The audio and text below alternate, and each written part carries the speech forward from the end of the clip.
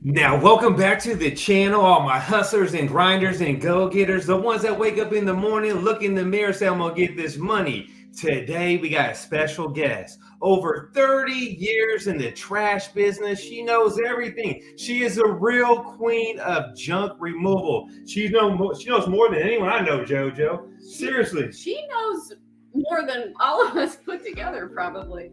So we are so excited. And when we decided to put on the Junk Expo, she really was really top on our list, on our radar of people to ask that can not only motivate and teach, but, just share her wisdom of things that she has learned throughout the years. And we have some interesting questions to ask her, and we are hoping people hop on because I don't think I've ever really noticed her doing many interviews.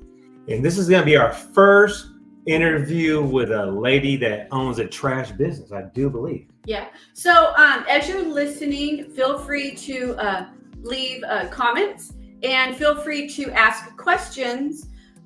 Unless the questions are really, particular to her herself, we won't answer them until later on in our broadcast, but feel free to ask questions and don't think that we're ignoring you. We'll just answer them later on in the show. So let's bring her out. It is a queen of junk, Denise Sparks. Here she is. Check her out. What's going on? Hey, everybody. Yeah. Thanks for having me. Oh, we are honored that you hopped on live with us, and we are honored that you're coming to the Junk Expo. We're looking forward to meeting you in person. And Yeah. I am too. I cannot wait. So for people that don't know much about you, if you want to do a little quick introduction of who you are and what you do. Well, I'm Denise Sparks, and I am the queen of junk, for my area. I started business in 1993, and we grew into a multi-million-dollar restoration business.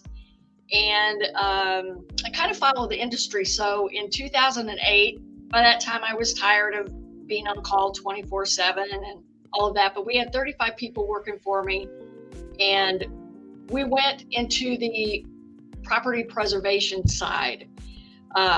When they had the fallout with the real estate.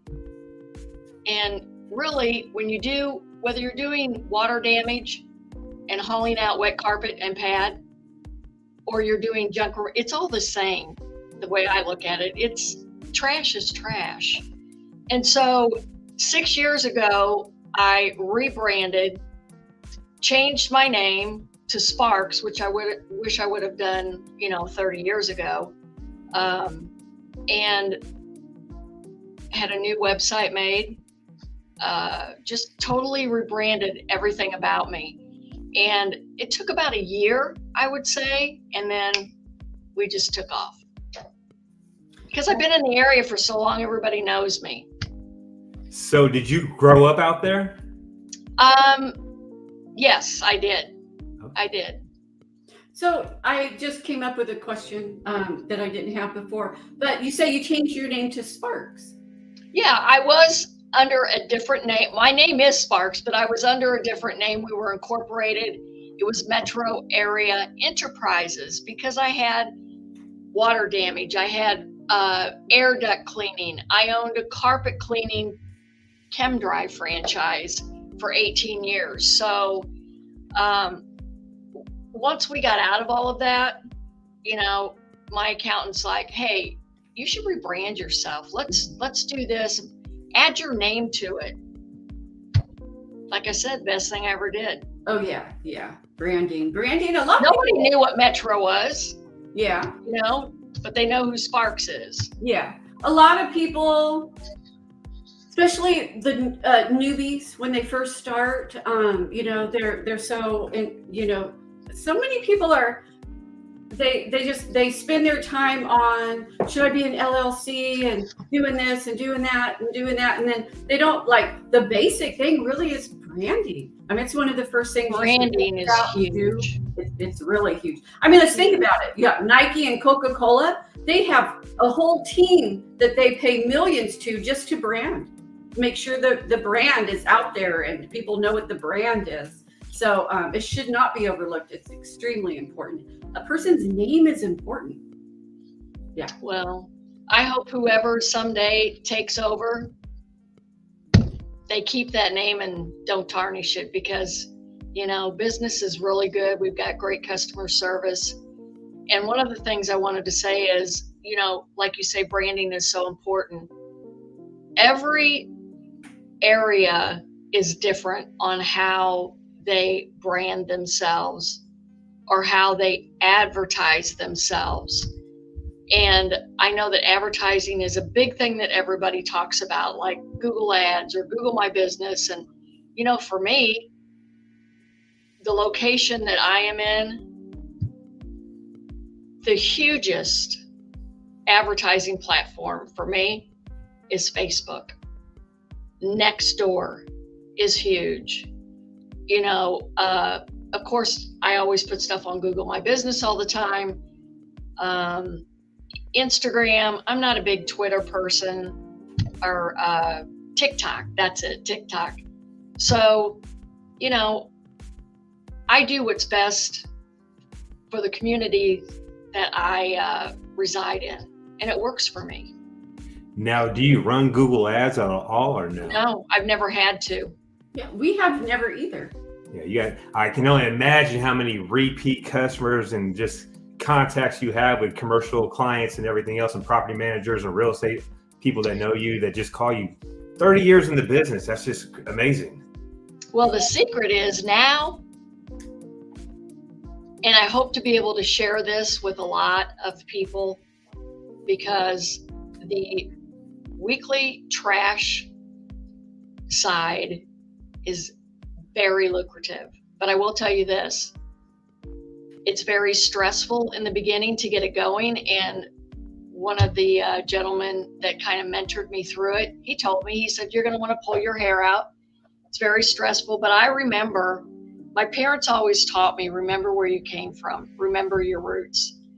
And I had one customer when I started my trash route that he said to me, when the big company came after me and tried to shut me down, squeeze me out, he said, when did you graduate? And I said, in the 70s. And they said, well, you had women that paved the way for you.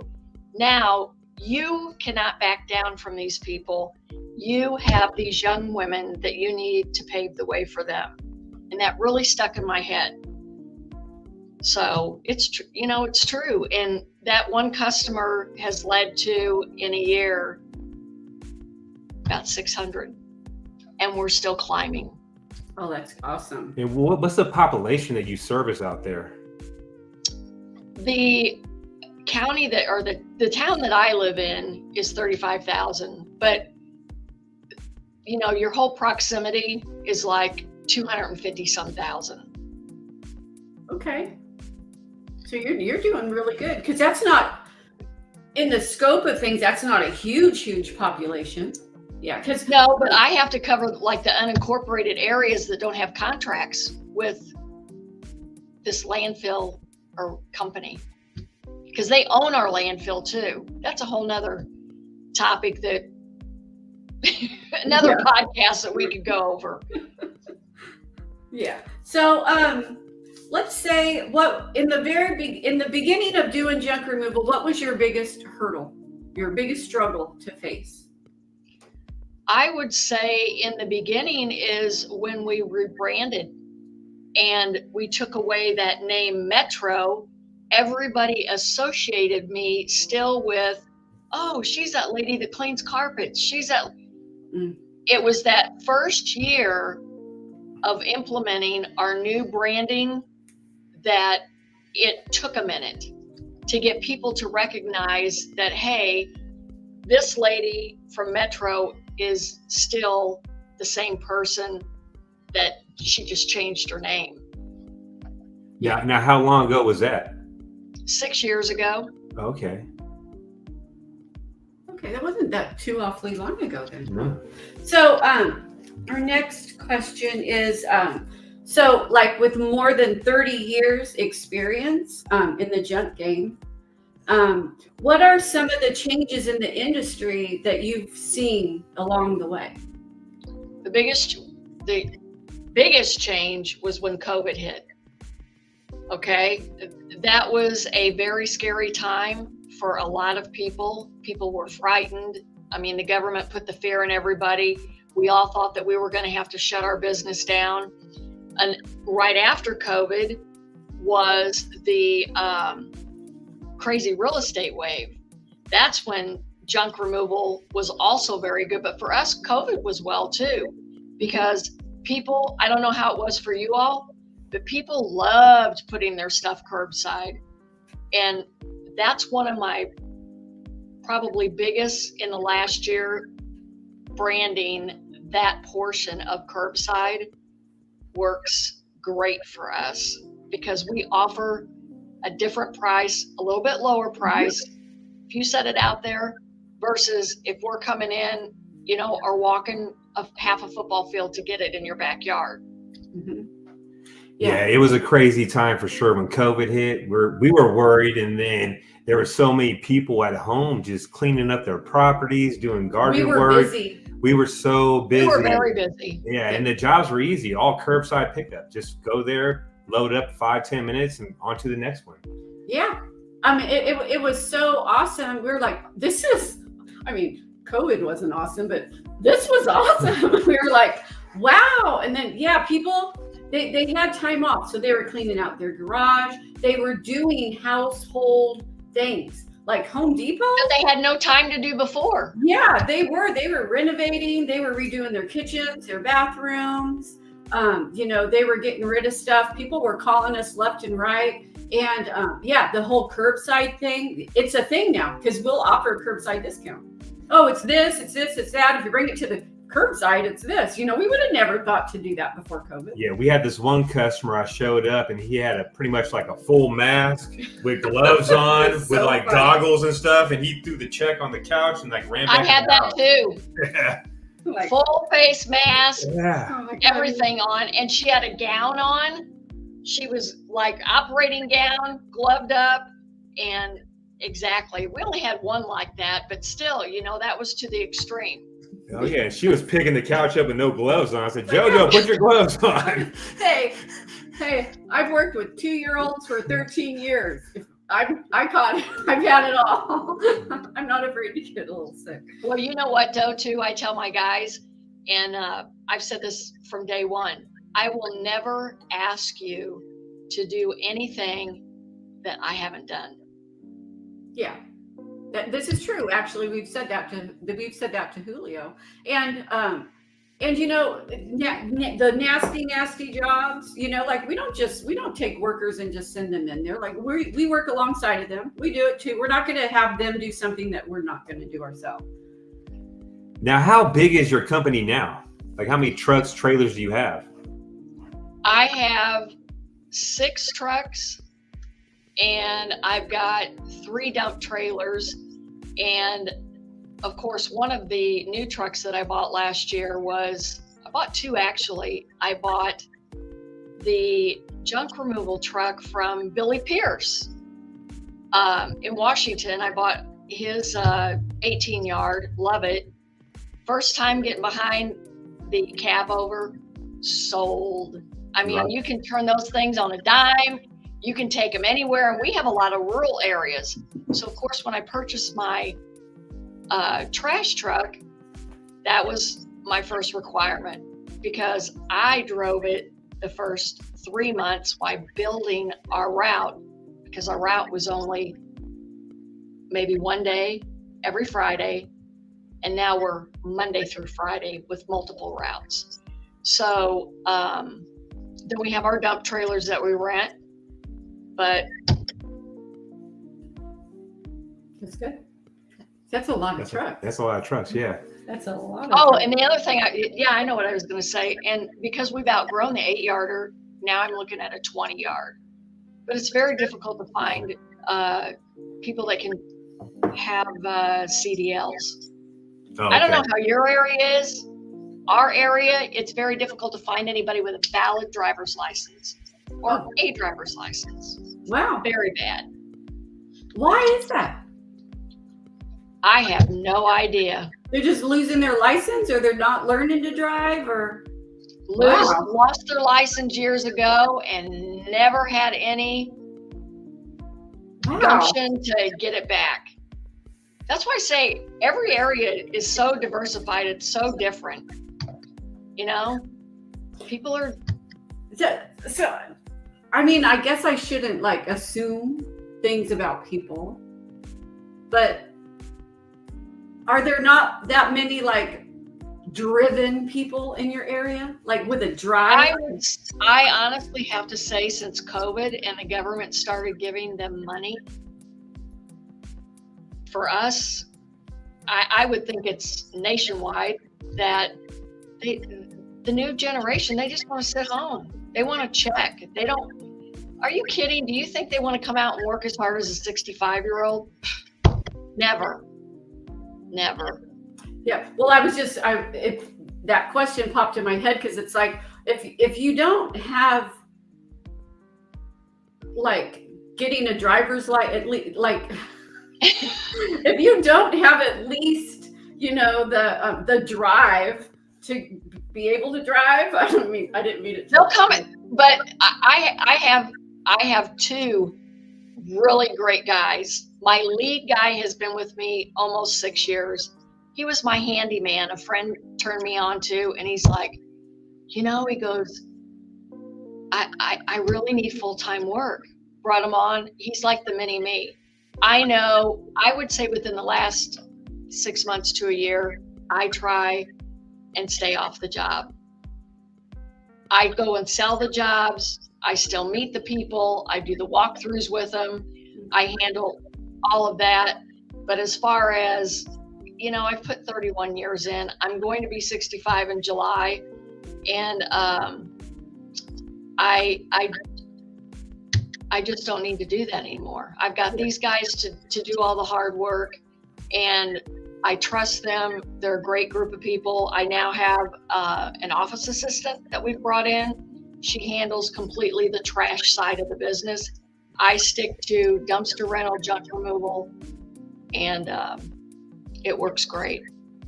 Now, what do you like doing more? Is it renting the trailers out, doing the junk removal, or offering that weekly trash can to customers? Like, what do you like best?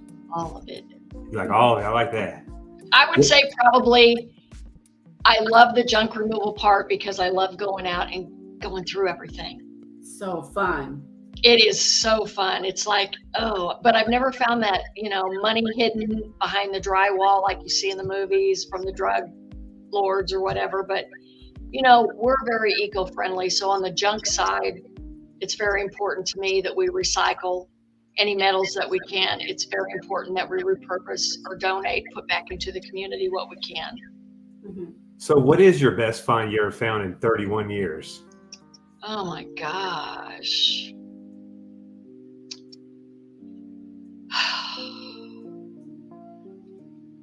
I would say walking into a physician's, I find that men, when they get divorced, I don't know if you notice this, where I am, when they get divorced, they walk away. They leave everything. The women, they want to take everything and pack up everything. This guy was an ER doctor. He left all of his plasma TVs on the walls. He left all kinds of expensive things in this home and never came back to get anything.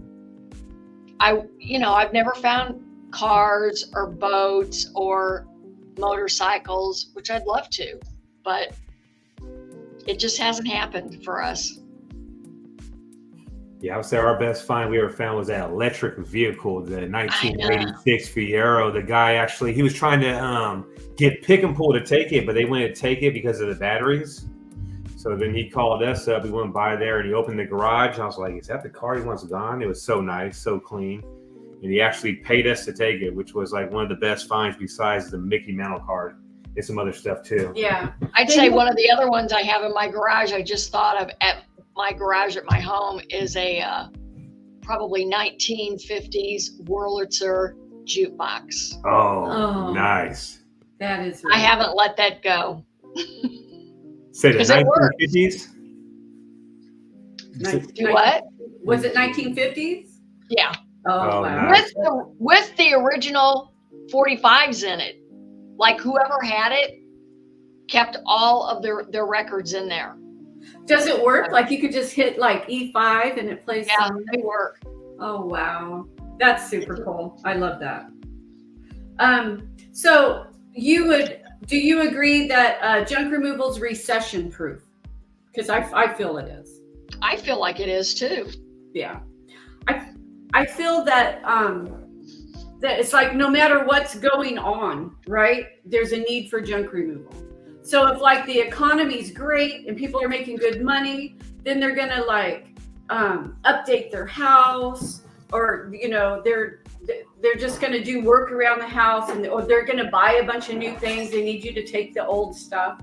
And then I feel that when things aren't going that good and people like lose their jobs, then they have to move, or they have to downsize, or they have to take everything out of the storage units, or people pass away, and then people don't know what to do with their stuff, and then who do they call? They have a little yard sale, and then they need to call somebody to take all the rest of the stuff. So I feel like it's always like that. Yeah, whether the economy is awesome and great or not going so good, that people are always going to have junk that they need to get rid of. Now, what was your biggest, we already said struggle, right? Biggest struggle so far? Yeah, in the beginning. What was like one of the biggest issues you had in the business? You ever had anyone steal money from you? People clocking in hours? You got me. Yeah.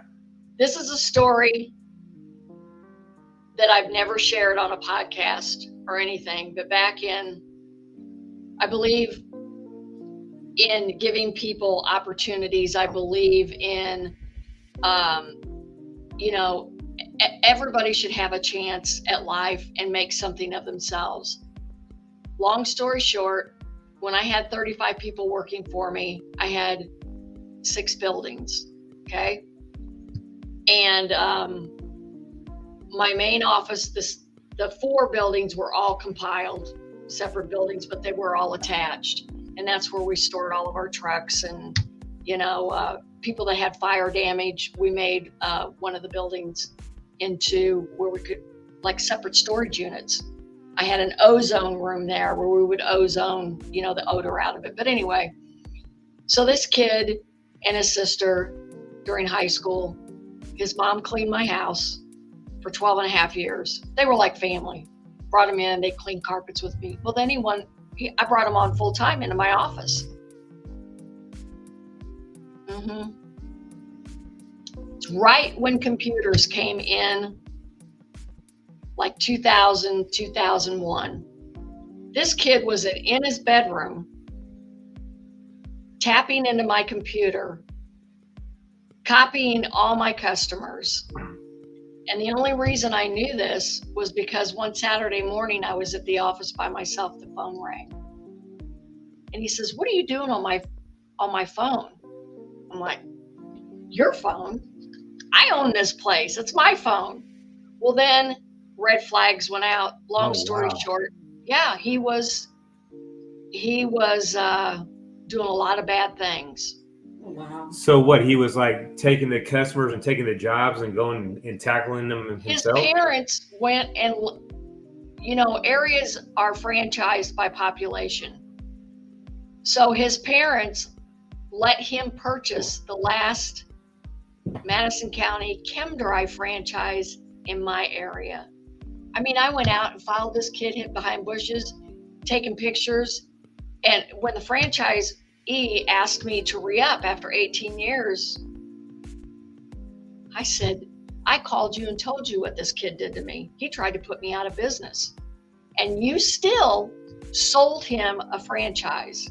So that right there, big corporate, it was all about money.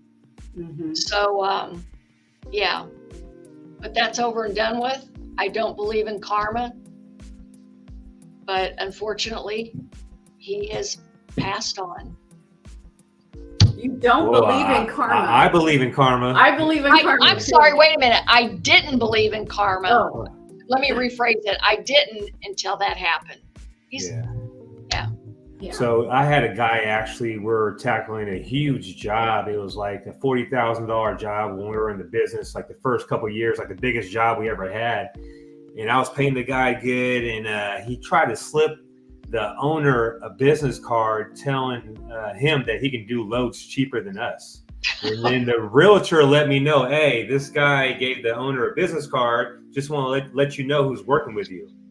I was like, I can't believe this. I just cut the guy off, never again. And I actually see him now at a bus stop, taking the bus. So karma's real. Yeah. He probably lost his license too. I think so, yeah. That's what I actually said that this morning. Yeah. I said, you know what? He probably lost his license. You can't do that. You can't do bad things to people that it's not going to come back and get you. It does. It does. And maybe not right away, but it will. And I really feel that's why we're so successful, is because we try to get back to people, try to help people. And just like you, we never had to pay for Google ads ever. We just like everything just kind of like comes to us left and right. It does. I mean, I feel really, really blessed about just everything. You know, people go, oh, you're so lucky. And this, it's not about luck. You know, it's about blood, sweat, and tears, man, and working and grinding some days, 12, 18 hours a day for years and years. And the one thing, I don't know how you feel about this, that just gets me is when people say, oh, you're a business owner. You can take off whenever you want. You can do whatever you want. They don't realize what goes into our day-to-day operation, that what we have to, set aside to be able to take that vacation or to do this. My in-laws used to always say, why is she always on the phone when we're sitting on the beach? And I'm like, how do you think this vacations get paid for? Yeah. You still got to take care of your customers. Oh, you have to, or else they're going to find someone else real fast. Yeah. Yeah. So I also don't, but people are, when people say, oh, you're so lucky. I agree with you. You dedicate so much time and you put so much hard work into it, and you try your best to do the right thing, even when no one's looking. Just be a good person and do the right thing. And good things come to you. They'll flow to you. That's just how it works. And I was going to say something else too, and it was really good, and I forgot. You forgot. It was really good, she said. Just like even sending a handwritten note anymore, I've realized means so much, because we all get into the same, let's just send an email, or, let's just text them. There are still people out there that want that, what is the word I'm looking for? I can't think of it.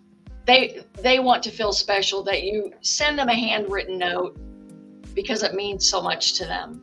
Yeah, well, one thing that I'll say, and I told Matt this last week because I didn't know if he realized it or not, but I was like, wow, like, it's really, really cool what you do. And he goes, what are you talking about? And I was like, so the only way to get the Junk Expo tickets is to call him, right?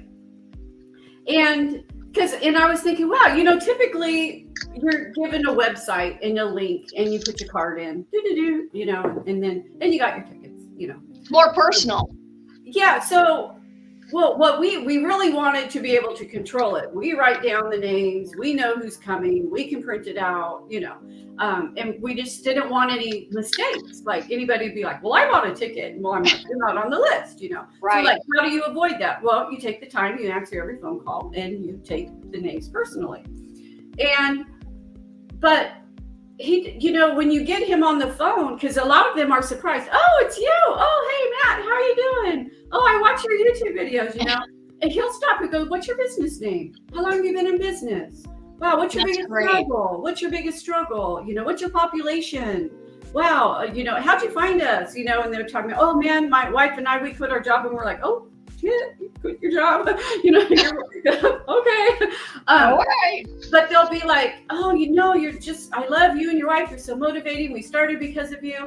And so he talks, and he was talking for like a good long time before he's like, well, let's get your credit card. It wasn't just, how many tickets do you want? Let me give me your number. Okay. It's very, and I was like, I don't know, but he genuinely likes talking to subscribers and talking to people about, he loves junk removal. Well, and you do what he loves doing. So why am I not going to talk to you, Well, it means a lot to me when someone calls up and wants to come out to an event that we're putting on. I want to get to know the people. Who's coming? You're traveling all the way from New York, New Jersey, Florida. That's a long trip. It's not going to be cheap. So I want to get to know the people. Yeah. And it's just like, I feel honored that you want to come out to an event that we're putting on. Truly putting on the event. I feel honored that, that it's amazing. And that's how everybody feels about you guys. Yeah. Everybody has a story. Everybody knows your story.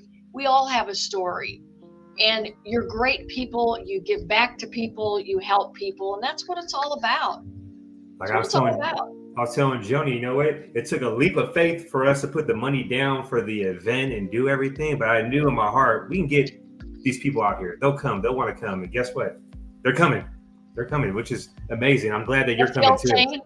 What's the old saying? Did your parents ever teach you? If you build it, they will come. They will come. Oh, yeah. I've been saying that to him, and we laugh about that. So what advice would you give for somebody that's just starting a junk removal business, and we got a question on how if you're wanting to start a junk removal business, how to grow and expand. But that's actually 3 questions, because really that's broad. If somebody, let's just start with the first step. If somebody wanted to start a junk removal business, what would be their first step? The first step is to make sure that, well, there's several steps. You want to make sure that you're legal, number one. You want to make sure that you have insurance, workers' comp, and you want to make sure you have a website. That's very important. Most important, I would say that's probably the first thing you need to do. And you need to really, don't give up on your dream. I mean, I was just talking to some of my crew members the other day about this. People, especially younger people today, they get so frustrated. They need help. They need help from people like us in the industry to be able to be successful in this, because it's not easy. How many times do people ask you that question? What do you need? People think that they can just get in a truck, whether a pickup truck, pull in a trailer, and they can say, hey, I'm a junk hauler. There's way more to it than that. My family calls me the captain of the ship, because I always followed the orders. I always wanted to be the straight A student and do the best that I could. And I feel that it's important for all of us that have been doing this for quite some time to be there and to be able to mentor those but they have to be serious about really wanting to do this. And don't quit your daytime job right away. Yeah, that's probably our biggest advice is to start it as a side hustle, because junk removal can be super profitable in one area, but then in another area where maybe you don't have the population for it or something, it might not be as profitable. So definitely just kind of test the waters. And I would, I agree that a website's really important. I would say maybe the very first step would be a Google My Business. Google My Business, yes. That's free. That's free, and you can start with that. And then you can do a few jobs and then pay for the website, because some people don't have a budget for anything. How much did you start with? I'm going to ask you a question. We had a budget of $0. So what happened was I was, my story. I was actually working at a job, making no money, was supposed to get a raise or get a manager position. It never happened. So we started with, I took money out of the union. I got blackballed out of the union. I think I took like $2,000 out, and then I bought like a $5,000 pickup truck. And that was pretty much it. Just an old Toyota Tundra. Had no idea how much money was in the trash business, but I was doing Craigslist ads. First job I underbid, and I was just doing it as a side hustle. But I was advertising every single day. Every single day I'd be at 7 o'clock in the morning advertising on Facebook, doing a Craigslist ad, and I was just building my clientele up. So it took a while for us to get where we're at. But with a $5,000 pickup truck, that's it. A $5,000 pickup truck and a dream. And I just wanted to make a change in my life because I didn't have nothing. I was fresh out of jail, moved somewhere I didn't know no one. And I was more like, hey, I ain't got nothing. I got nothing. I live in an apartment complex. We don't have nothing. We don't have nothing at the end of the month to go anywhere, do anything. We can't order food off the menu that I want to order. I got to eat top ramen. So yeah, $5,000 is how we started. That's how much I started with in 93, $5,000. That was and then, so, and the other one was grow, like advice on growing. And I don't know what yours is, but mine is don't grow too fast.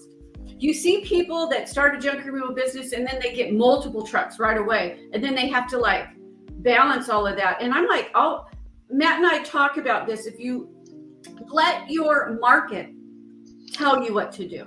Let that guide you. Yeah, if you are so busy and swamped and you know for sure that if you gave this 100% of your attention that you would kill it, then it's time to stop your other job and do this full time.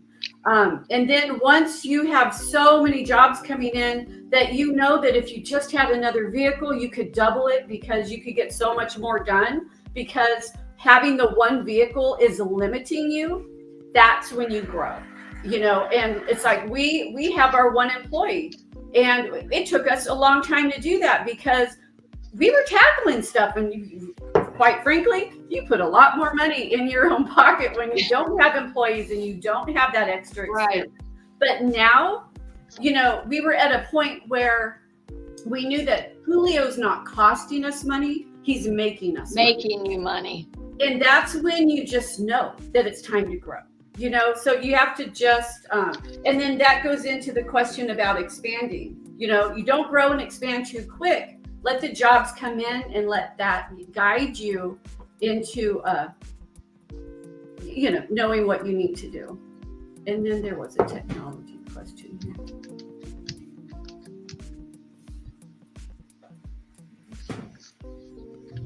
Why won't it click? Let me see. I'm trying to get that to click.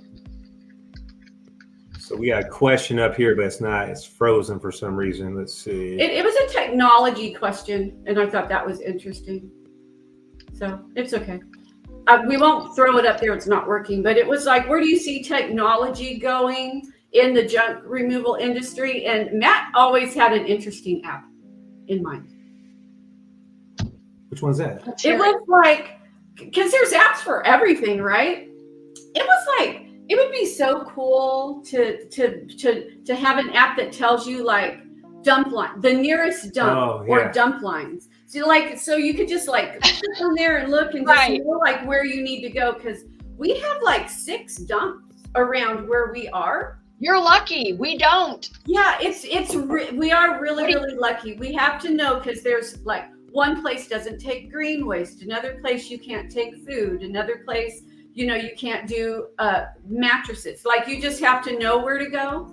But it's it would be really cool to be able to like look and just, because sometimes we'll go to the Petaluma one that's a little bit further away, and sometimes you have to wait 40 minutes. And if you guys pay a ton. So we're paying between $158 and $178 per ton out here. They don't give you contracts? Not out here. As an independent? No, they don't. Is yours waste management? It's or is it Republic? It's like Republic Recology or something like that. Because I've asked. We have Republic. Did you ever ask? No, I have a contract.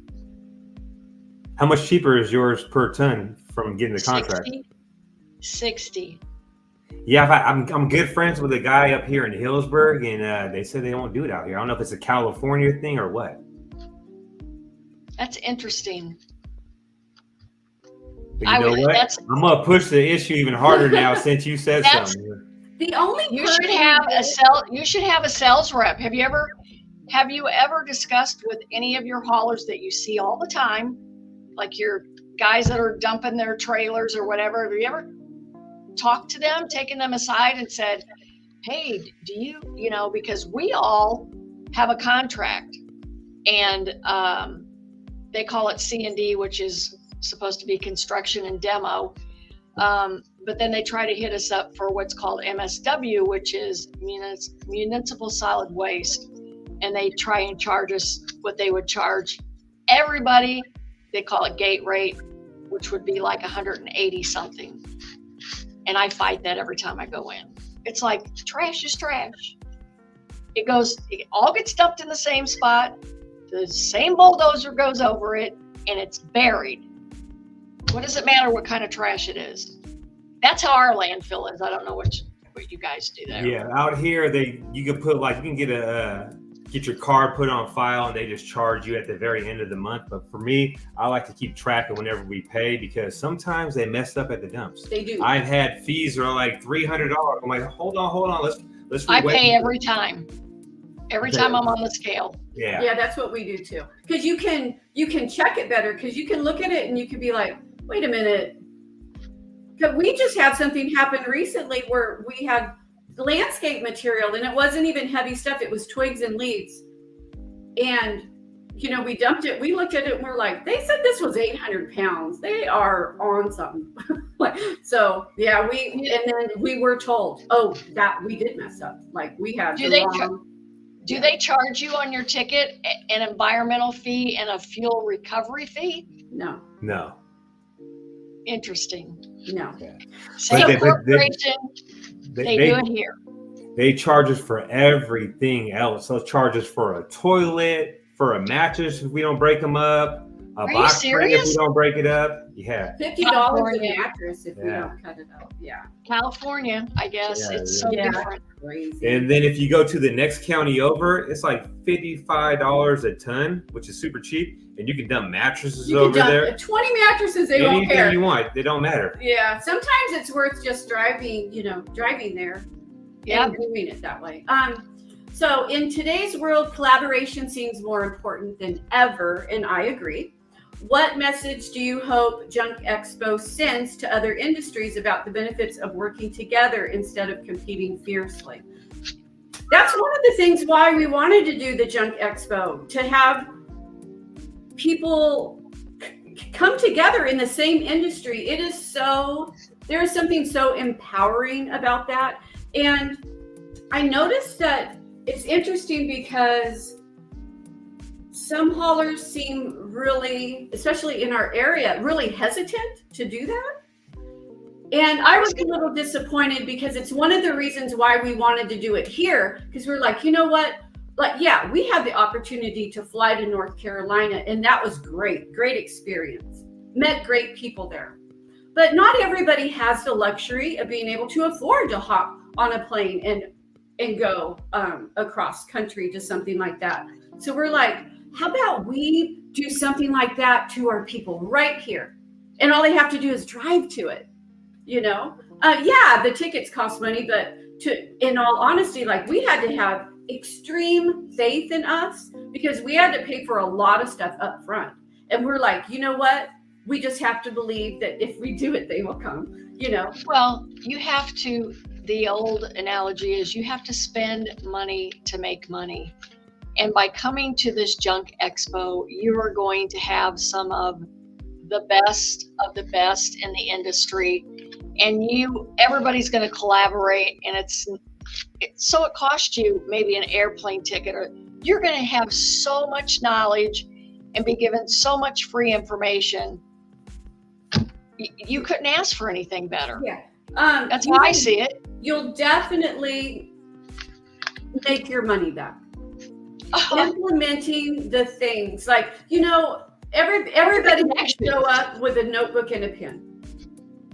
because some people will go to two people will go to the same thing and walk away with different stuff. Bring a pen and paper. You're gonna learn some stuff. There's even gonna just be stuff on your table. You'll just learn stuff. As soon as you walk through the door, you're gonna learn stuff. We're not telling you what that is, but as soon as you walk through the door, sit down, you're gonna learn stuff. Just getting there and networking with other people that do what you're doing. And there's going to be some people that are at your level. There are going to be some people that are just starting out and you know more than them. And then there's going to be people that you're striving to get where they are. That is really empowering, because when you are networking with people that are doing it, that are where you want to be, or you're higher up and you're talking to somebody else and you're giving them advice, you can't take that away. There's a feeling that gives you that you can't, there's not a price tag on that, anybody that's watching and they have a YouTube channel, when you get that phone call and that person says, "Oh man, I can't believe I'm talking to you. You changed my life. Man, when I came across your YouTube channel, and started watching it, you put a fire under me, and I have a truck now, and I'm making more money now than I ever dreamed possible." Isn't that awesome? We get that all the time, and I know that other people do. You probably do. You do too. You have to have women that call you that say, "Man, if it wasn't for you, I wouldn't think women could do this." And see, one of the things that really bothers me on social media is, why do there have to be some haters out there? Why can't everybody just get along in the sandbox? We're all in the same business. We have an agenda. We want to brand our business. We want to learn from other people. I don't care. I have competitors, but you know what? I have blinders on. I focus on just my business every single minute of the day, because if I start being distracted by what they're doing, your business can fail. So I strongly feel that people that do that are kind of wanting you to fail. So they're wanting to divert your attention over here, and you focus on this negative instead of staying positive. I actually don't understand why people waste their time doing that too, because actually Matt and I were just in the truck today and we were talking, and I was like, I don't understand that way of thinking, because even when I was a little girl, if I seen somebody that was doing something and they were really good at it, I was inquisitive. I drove people crazy. I asked a million questions. My Sunday school teacher hated me because I was asking her all kinds of things she didn't want to answer for me. So, but there was just, I always had tons of questions because I like to learn. And so if I see that this company, they got it going on, they're doing really, really well, I'm not going to hate on them. I'm going to want to talk to them and pick their brain, figure out how they're doing it, because I want to be able to implement that. So I'm one of those that's I seek knowledge and I seek people out that are doing really, really great. The last thing I'd want to do is be a hater and, poop in their Cheerios. I want to know how they get their Cheerios to taste so good. It's that's me. So the whole hating thing, I don't really get. But going back, because we had started. Hold on. I got something for the haters too, though. One thing I do when I see that hating stuff is I don't even look at them. I just, I just block them out. All that negative stuff, I block them out. You must not be doing that good in business if you got to be negative. We're here to help. Well, I think it's for attention too. That's the way definitely. I look at it. I think they definitely want attention. But, an old timer taught me when I first started my business a long time ago. This guy was 80 years old. And he said, "You know what, Denise, remember this. Never forget where you came from. Remember your roots. And secondly, every day that you get up, always know that there could be one thing new that you can learn each day." And that's what I talk to my crews about. Don't act like you know everything, because I'm going to be 65 and I still don't know it all. Oh yeah, no, we're never I'm going to learn something new every single day. Yeah. You know what I'm gonna do? You know what I'm gonna do this week? I'm gonna go talk to the people at the dumps and be like, you know what? I want to talk to the manager. I want to talk to the person who is in control of this shit. Come on now. Yeah, because somebody asked how I much. can help it. I can help on that. Yeah. How much does a commercial contract cost at a transfer station? Does it cost money? Okay, well, I'm going to explain this. Where I live in my community, we have the landfill. I am the only female independent hauler that goes up the hill into the active landfill. So they can't stand me, okay? Secondly, our transfer stations are in St. Louis, Missouri, okay? So I'm in a small river community. My office to the bridge across the Mississippi River, I'm 20 minutes to St. Louis, Missouri. So if you go to a transfer station for us here, it is going to cost more. Why? Because they dump it on a concrete. Do you guys go into the landfill or transfer station? We go to There's both. both. There's both. Okay. So, they scoop it up, they put it into a semi. That semi then comes from Missouri into Illinois and dumps into our into our landfill. So because of that transportation, we as the hauler are eating that cost. So you pay more to transfer station here. Yeah. I don't use them because I don't go over to Missouri to dump.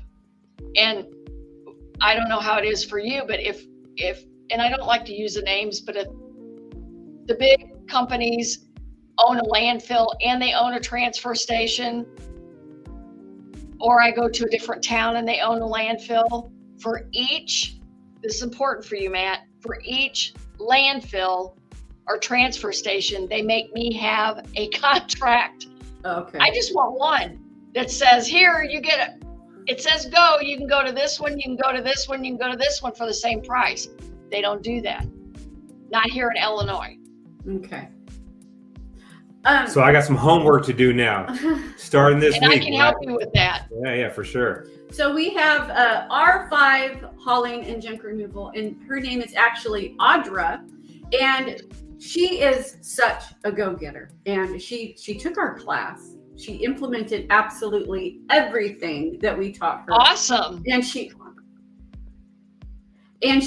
never stops, right? And she's just, I love it. We're getting women on here. Yeah. There's a bunch of women on here. So I'm like, well, I have to put one of them up there, right? So she says she gets all kinds of looks when she's unloading her trailer at the dump. But just smile.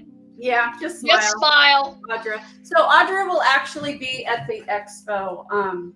But she's great. She's doing all kinds of little events and booths. She's got her little trash cans with her business cards. She's passing them out. She's gone to all the realtors. She's just anything that we've told her to do, she's on it. And she's just working so incredibly hard. That's amazing. To get her. You get it, girl. Yeah, and I told her to. It's so funny because yesterday Matt had 2 people texting him at the same exact time, and they were both students of ours, and they were both bidding big jobs, and they both got them. And so they were texting me, I got it. I can't believe it. That was this morning. And then yesterday, which was crazy, was I had one guy from Kansas City buying a ticket and another one from Nevada buying a ticket. At the same exact time. He's putting people, talking to them and putting people on hold and coming back. And I'd like to ask you a question. So doing this as long as you have, when you walk into a job and you're eyeballing to do an estimate, can you tell now, I'm sure you can, how many cubic yards and how many truckloads it's going to take? Oh, we're very how right on percentage wise? I would say the pretty good. I'd say about 90% of the time we're there, and then we're on point. But if it's not going to fit, I'm going to break it down and make it fit. But yeah, we're on point pretty good. So I think it's interesting. Our system is, well, the more you do it, the better you'll get at it, for sure. Our system, especially if it's really big, and we're just really spread out. We'll separate, and I'll go one way and he'll go another way. And I do it weird. I look like I'm doing Tai Chi or something. I'll scope it out and I'll do this. And then I'm like, 1. And then I'll scope it this way. And then I'm like 2. And then I walk in this room and then I'm like 3. But I'm saying it to myself. And then we come together and we give our numbers. And we're typically like right there. And then when I'm walking around, I'm like, that's a half load there. We got about a quarter load there, another quarter load there. That's a load. We got about a load and I don't do it that way. So. I'll calculate when I think she's the teacher. When I visually see 1 load, that's 1. And then I keep walking. And then when I think I've seen another one, that's 2. And then that's how I So one thing I'll do too is I'm like, JoJo, don't talk to me. I'm trying to keep my count. Yeah. We don't, yeah. So I want to share with you where people are coming from so far that bought tickets. I think this is pretty cool. So we got people from New York coming, New Jersey, Maryland, Florida, South Carolina, North Carolina, Georgia, Indiana, Illinois, Texas, Kansas City, Virginia, Arizona, Oregon, Nevada, Washington, and of course, California. So these are all the states that we got so far coming out. Isn't that great? It's great. Yeah. It's very surprising because we thought it would be mainly California people. So we have a lot coming out from Florida, out that way. Yeah. Yeah. No, you guys are a staple too in the industry. A lot of people just can't wait to meet you.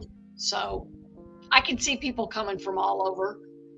I can't wait to meet everybody. Yeah, that's the funnest part, really. It really is the funnest part. Like you see their face on social media all the time. It's like, yeah, I want to shake your hand. I want to make sure you're real.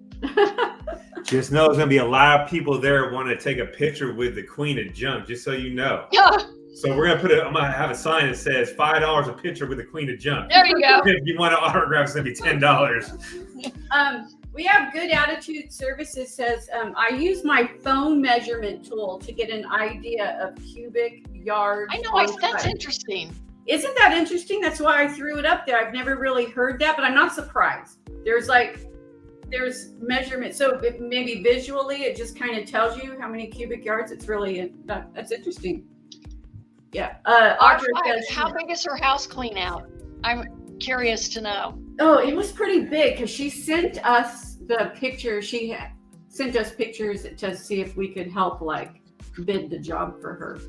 There was quite a bit of stuff there. I would say at least 2 20-yarders and maybe a couple trailer loads too, maybe 3 or 4 trailer loads full of scrap metal, I'd say. So it's huge. It's pretty big. It was big. It's big for her. She just started in the business too. So I think she's been in the business for what? Maybe 4 or 5 months? Yeah, she really has a good jump because she was just starting and then and she took our class and I was like, wow, because we have people that had been doing it for years, taking our class, but she just jumped right in. She's like, yeah, I want to learn from the best. So I want to get started. That's great. Yeah. Yeah. Since January. So, all right. That's awesome. This is cute. Let's put that up. That's cute. All hail the Queen of Junk. I guess that makes JoJo the Princess of Junk. Where's our crown? Yeah. Right on. I'll take that. I did have a question. Did you find it difficult to break through a business that's pretty much male dominant? Oh, I get that question all the time. If you know my personality, it's no. I have those people, like the landfill people. We're going through some legal issue. Well, they try to squeeze me out. I go get attorneys, and I won't let them push me. So, have I had that? Sure. A big percentage, have I had that? None. Because people respect me for who I am. You have to give respect to get respect. Yeah. And that was instilled on me growing up. And I just feel like you got to treat people how you want to be treated. It goes back to the haters. If they're haters, let them be. I'm focused on what I have to do to continue making my business as strong as possible, you know, because I'm not going to be here forever. Yeah, I think I was more in like, you know, when you first started and you showed up to do a job and they're like, you're going to do it? You know what I get all the time still? You guys are not going to believe this if I tell you this. Remember how I told you how the guys don't have driver's license? Yeah. I am still the only one that can deliver the trailers and back them up. Mm. So they don't see me until I get the trailer backed up. When I step out of the truck, they're like, oh my God, it's a woman, you know, because you know, our society is, you know, the man is usually backing the truck up. And I'm like, no, it's me, you know? Yeah. So none of your guys can back up a trailer? Is that what you're saying? Oh, I've got a couple of them, but you know what? They just tell me to go do it. So. And that's why you're the queen of junk. That's the reason why right there. Yeah. I just go take, like tomorrow I got to deliver 2 of them, but I will say, I don't know if you guys ever saw my video, but I took all the handles off my dump trailer and I bought this. It's a patented piece this guy has out to put on the end of a high-powered drill. And the drill is supposed to be, it's like an impact drill. And you can raise your hitch in like 3 seconds instead of cranking. So I always tell my guys that I want their job to be as less stressful as possible. And I'm always coming up with stuff and ideas to use their brain, not their back. Just like a hot tub sled. That's a whole nother story too. But so the guy handed me the drill and it was set on 25 and I didn't see it. Oh. It was supposed to be set on 1 and I tore my tendon. Oh, shit. It almost actually flipped. I'm surprised it didn't like break my shoulder or something and flip me completely over. But it's been a year that I've been wearing something trying to get this tendon to heal. So of course it's great for them, but I don't use it. I don't even look at it. You're lucky you didn't knock yourself out with your face bite or anything. Yeah. I know it. I know. I had another question for you. What would you say, and this could be in business or personal, whatever you want to do. What has been your biggest life lesson? Oh boy.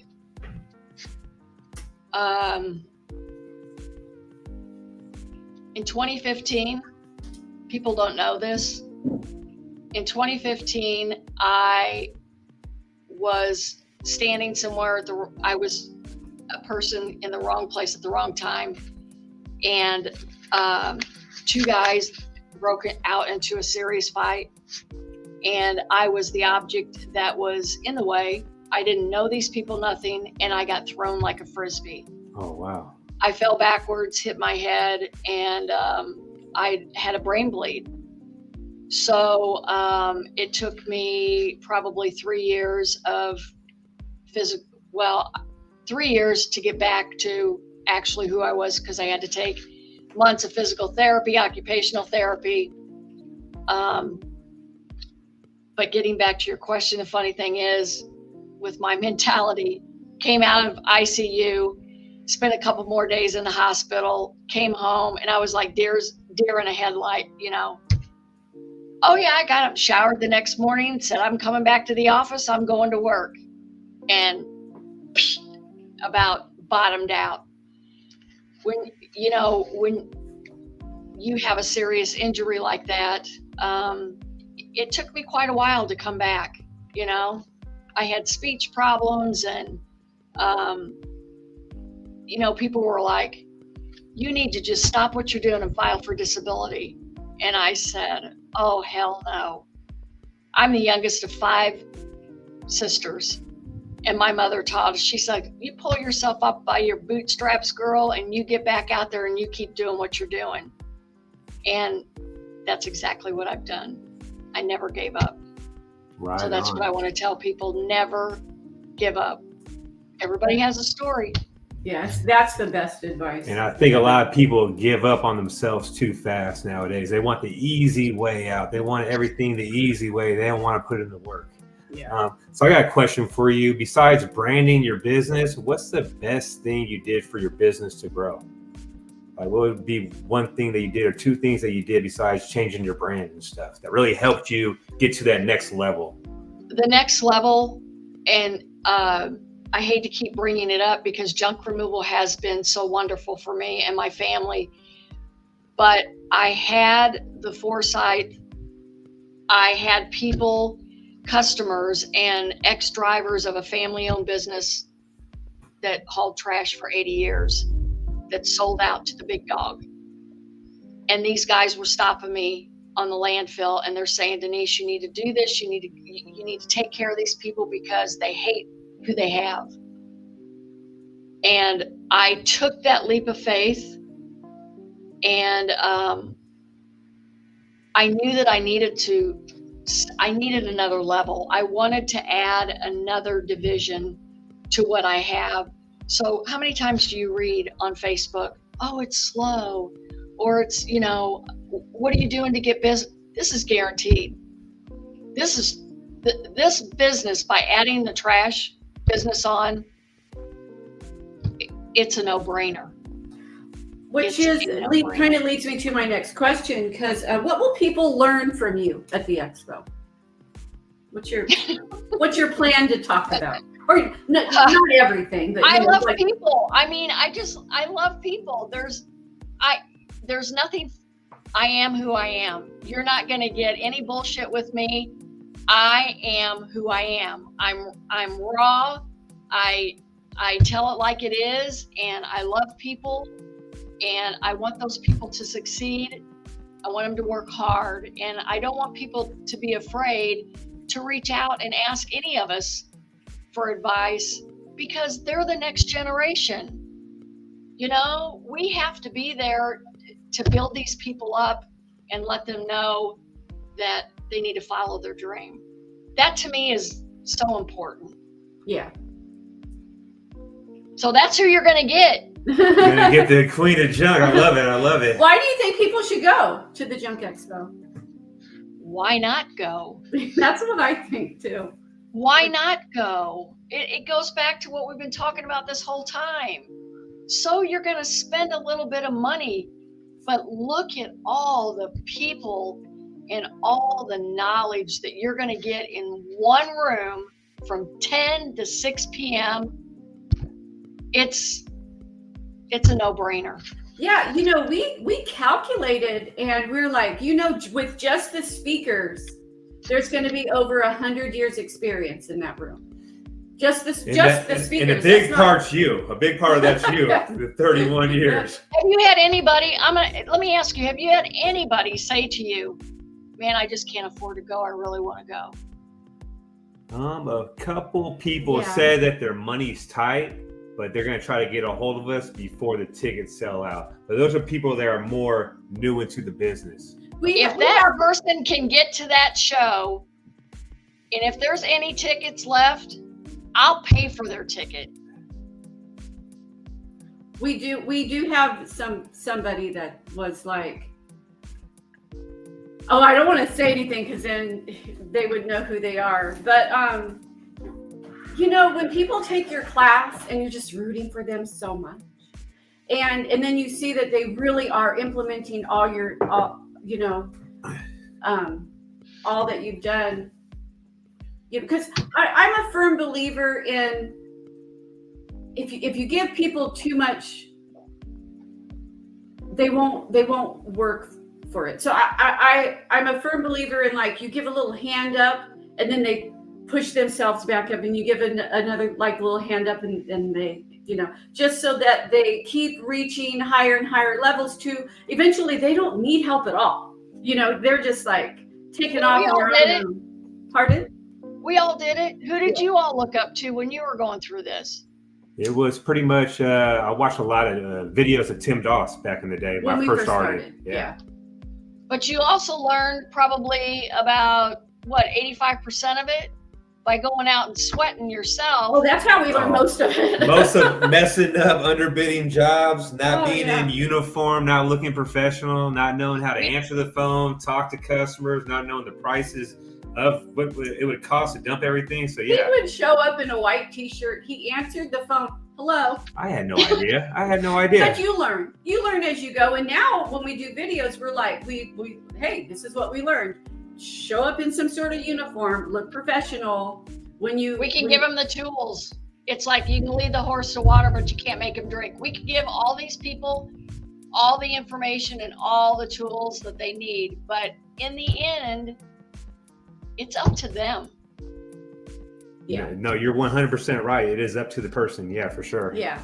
And Robert says he's an old student of ours, doing great. Love you guys, Matt. Your call the other day was classy, man. It meant a lot. Thanks for reaching out. One of the things that we do, I think it's kind of cool, is our students, when they sign up for our class, Matt he'll just call you through, and you never know when you're going to get it. And it's a FaceTime, and we're in the dump truck, and we're like, "Are you working today?" No, That's I'm awesome. not working today. And he'll call you on it too. He goes, "No, I don't have any jobs today." Well, what are you doing? Well, I'm watching such and such. I go, "Why are you watching that? You should be out passing out business cards." And why is your truck parked in your driveway? No one's seeing that. Go take your truck and go park it in front of Home Depot and walk home and leave cards as you're walking home. Like he'll. I'm gonna tell him how it is. I ain't gonna bullshit on him. But that's how I am. I mean, they love it. They love it. And it's an ongoing thing. He does it even with people that aren't in our class, but they were in our class. He just does it. I think it's kind of cool that you do that. You know, and I think you really have to be a people person. You have to not be afraid to put yourself out in front of them, because, you know, they say they don't even know who you are. They're like, "Who are you? Why are you telling me that I need this?" Or, you know, "I need that." You can't be afraid. You got to get people to like you and trust you and believe in the service that you're offering them. I mean, in all the years, and it's the same for you guys, I know, you know, in the beginning, we could count on our hands and our toes how many jobs. I can't remember. After 31 years, people will come up to me and go, "You did my mom's house. You did my grandma's house." You know, now you're on to the next generation. Now you're doing their kids, or that really makes me feel old though. You know what I love? I love it when I drive in a neighborhood and I'm like, I did a job there. Yep. I did a job there. I did a job there. I also did a job there, and I also did a job over there. It's like the best feeling. So he remembers him way more than I do, because we'll show up to a place and he goes, "You remember we did a job here?" And I'm like, Or my memory is good on the phone when I talk to someone. I could just tell by their voice I talked to them before. And he goes, "Oh, we did it." And I'm like, how do you know? Like, I don't have that. I might not know where the job's at, but I know their voice, which is just kind of weird a little bit. I went to a house right before a realtor called me. She actually chased us down in a parking lot, in a church parking lot, gave me her card, and she says, "I'm going to need you one day." Well, that day was today. She called me. I went out to the house and I walked up and I said, "You're putting this house on the market?" I said, "I've been here before." I said, "Does she still have all the crap in it that she did 10 years ago?" You know, and it's the same house, the same crap's in it. Same crap's in it. Seriously, you could walk through it a little bit more. But she goes, "Really? You came out here and did junk removal like 10?" I'm like, "Yeah, I did." So now they're going to sell it, so I get to bid on it again and get to go back out to the same house. But, you know, have you ever walked into a house where they've sold it 2 or 3 times to different owners? I've actually been to a house where it's a house that we were looking at to buy. It's we wanted to buy this house. We put a bid in for it, but we didn't win it. Yeah. Yeah. Yeah. The one thing that gets me is sometimes when I show up to houses, what kind of doesn't upset me, but I'm like, what's going on? Like, we show up to a house and the people are like, "Yeah, I inherited this from my family," and they just trash the house. It's just so sad. It's like, you know how much a house costs in California like this? It's ridiculous. And you just got the house and you treat it like this. So it makes me sad. It's being given something. Yeah. You know, if you if you work really hard for something, you're going to treat it better. You're going to take care of it. You're going to know how hard it was to get. So, you know, if you just get things handed to you all the time, why take care of it? You know, it's not as important. So we have No Limit Hauling and Junk Removal left a comment. He said, the leap of faith I took and chose to start my junk and trash removal business was the best choice I probably ever made. Mr. Yee Yee. Awesome. Yeah, he has a YouTube channel. He's out there in Solano County, the next county over, and he's actually killing it out there. And he'll be there. He'll be there at the expo. He actually did a video. Great. Yeah, he did a video and he talked so highly of the Junk Expo, and he was so excited that he had talked to Matt on the phone. And I was honored that he talked for so long about how like nice we were over the phone and stuff, and just telling people they should go. I just thought that was really, really great of him. Quite a bit of people still in here, huh? Yeah. So we got Troll Hunter said, let's effing go, Sonoma. Sorry about that. We have At Your Service Trash. Hey guys, sorry I'm late to the party. Well, hey, how's it going? Never too late to the party. Well, you can rewatch it. It was great. Junk Chick said Tim Doss is the go. Another woman in here. Isn't that great? I just think that's great. You started a trend with women doing junk removal, and we started a trend with couples figuring out that they could start a business together and work together without killing themselves. I was going to ask you that important question. You probably get how does that work? Yeah, I can honestly say that it probably wouldn't work for a lot of married people. Because you guys seem like you mesh just whatever you do. We really do. We mesh really, really well. And we're just know I'm always right, no matter what. Even when I'm doing it wrong. No, I'm just kidding. What are those? No, I'm just kidding. No, he's not. We have really good communication, and oh, that's important. and you know, so there needs. I'm not saying it needs to be the man or the woman, but there needs to be one leader. And I really do just let him take the lead. And he'll ask my opinion and value my opinion, which is awesome and great, because sometimes there's a certain way I would do it that's better. Often my way is better, but I keep quiet about that. I don't see, as the outsider and talking to you tonight, I see it's unified. Yes. I think you're both leaders. You each she's- have your own specialty. Yo, Yeah. now that's absolutely true. I mean like when we're at a job, I know. I'll often say, I what's just the keep plan? getting back to the teacher thing. Yeah. So in all the stuff we do, we are both leaders. He does all the phone answering. He's great customer service, and he schedules the jobs. I do the website, and I do a lot of the like emailing stuff. I take care of like the bookkeeper stuff. And there's just things that I'm good at because I'm organized. I need to actually be more than I am, but as for the both of us, I'm more organized.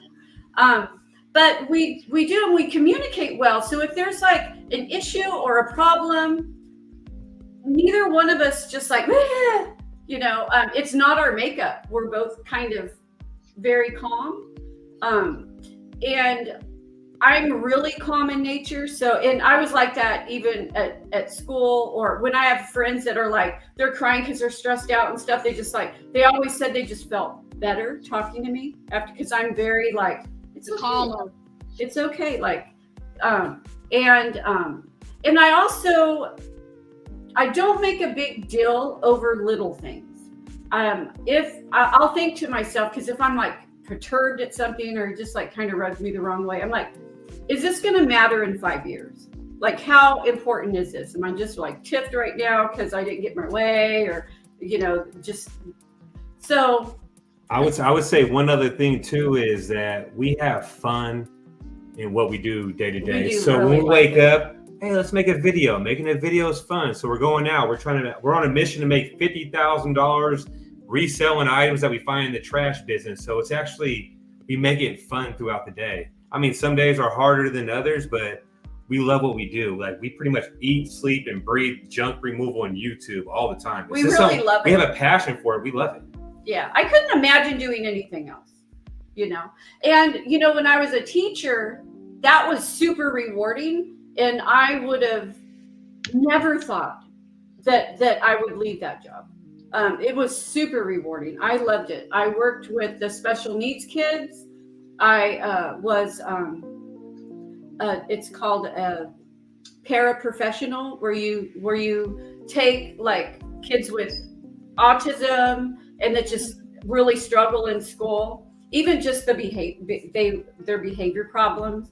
That's And I would like be their aide in the classroom and make it to where school was fun for them. And I had to change the curriculum so that it fit where their skill level was. And I had to like rotate buddies and friends so they felt like they were a part of a social life. So, and I found that really, really rewarding. When you can figure out how to get school to work for it, because everybody learns differently, right? So I would have a student that just didn't have the tools to be successful in school.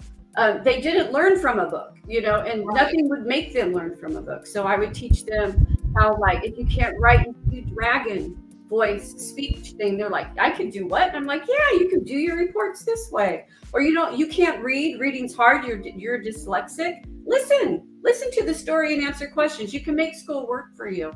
And then was it hard for you to leave?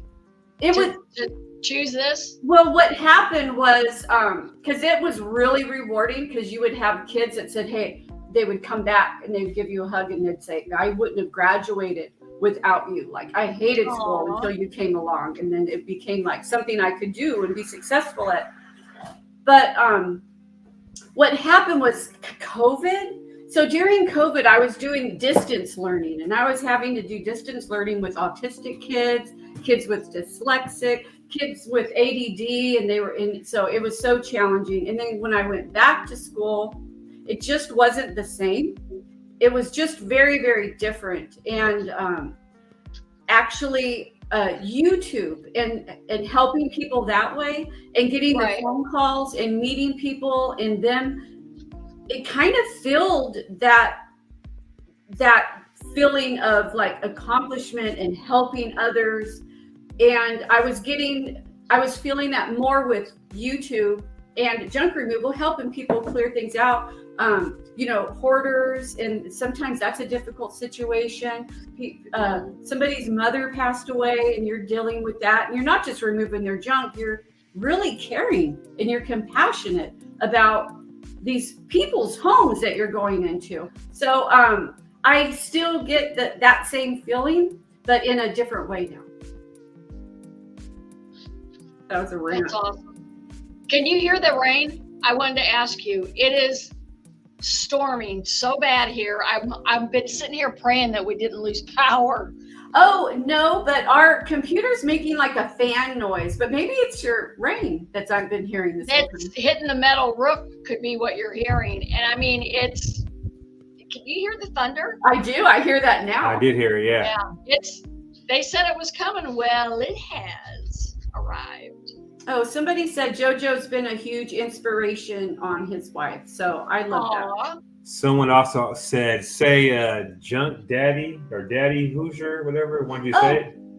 Oh, who's your daddy? Who's your daddy? Junk removal. Yeah. Oh, you have not been on our channel in like a really long time. So welcome back. Our channel's growing quite like it's on a roll. We have a couple of videos that are they're on the chart like this right now. And we're currently, so it's great. If you want to start, anybody out there that wants to start a YouTube channel, do it because you like it, you enjoy it. Find something you enjoy talking about, teaching others. Doesn't even necessarily need to be junk removal. Could be anything you're passionate about. So have fun while you're making the videos and be consistent, and it'll eventually grow and take off. It took us a long time, but we never started to do a YouTube channel to make money off of it, or we would have never started it. We didn't. That's not why we started it. But how many followers do you have now? We have 31,000 subscribers now. So, but we're getting about 900 every 28 days currently because of some videos that we have. And one of my goals is to hit 100,000 subscribers. It'll just be That's fun. one of my goals. So we might be 80 Keep years going, old don't by get it. then, but we're gonna make it happen. I'm not gonna quit until we have 100,000 subscribers for sure. Yeah. But yeah, I think this is the longest we've ever been live. But it's been Woo! great. It's been So- great. We love it. We're Thank really, you guys so much. Oh yeah, we're so looking for. I'm telling you right now, if you don't have your tickets to if you don't have your tickets to the Junk Expo, grab them. Don't miss out, because it's going to be a room full of great, awesome people, great education. You're going to leave super motivated. You think this guy's motivating over the phone? You should be with him in person. He is a go-getter. He's a motivator. And he's going to be talking also. I think we're going to end it with a nice little thing from him. And it'll just be a great way to walk out the door. And it's on a Friday. So make a weekend out of it. And like Denise Sparks is going to do, she's going to go spend the day in San Francisco. And if that's not your thing, you could do redwoods, you could do wine tasting, you can, we are dropping a video on all the amazing things you can do, because Sonoma County is heaven on earth. And just so you know, Denise Sparks, the next following day, you're more than welcome to come to our house. I'm making some briskets. So if you like brisket, the following day, we're gonna have some people here. So if you want to come on up down, it's all good. She Thank doesn't have you. a San Francisco plan. No, you can San Francisco, do whatever you want to do. But Yeah, you're more than it's, welcome. it's an invite though. So Thank you. we won't be hurt if you don't show up. It's all right. San Francisco is really cool, so Yeah. you know. And Cisco says he's looking forward to finally meeting Denise and us in person. Yay, Cisco. Yeah, we talk quite a bit. Right on. And Mr. Yee said yee. Out here, that means woohoo! Woohoo! Right on. All right. We'll probably have Thank you you, on guys. again after when it gets close to the event, if that's cool with you, if you're down. And we'll talk some more trash. All right. All right. Sounds great. I can't, it's getting hard to hear because it's just beating my building so bad. Well, just know we appreciate you. I appreciate you both very much. All right. More than you know. Enjoy the rest of your day, and we'll see you Have a in great October. evening. All right, you too. Thank you. Well, there you have it. The That was queen of junk, JoJo, is coming. I cannot believe it. It's gonna be. She's great. my role model for sure. 31 years in the trash business. It don't get much better than that. Seriously. 31 years in the trash business. So yeah, Texas Pride says we need more Denise Sparks on live trash talk, drop in knowledge, and another great trash talk. That's good. I love it. So we've been doing more lives lately because we want everybody to get to know some of the great people that we are having at the Junk Expo, because there's a reason why we're having them. We're having them because they're awesome, they're positive, they're knowledgeable, and They're go-getters, they're money makers, they're business owners that have skyrocketed their business and they're doing it. There's so much. Yeah, I'm super excited. And if you haven't got your tickets yet, don't call right now because we're on here. But give Matt a call.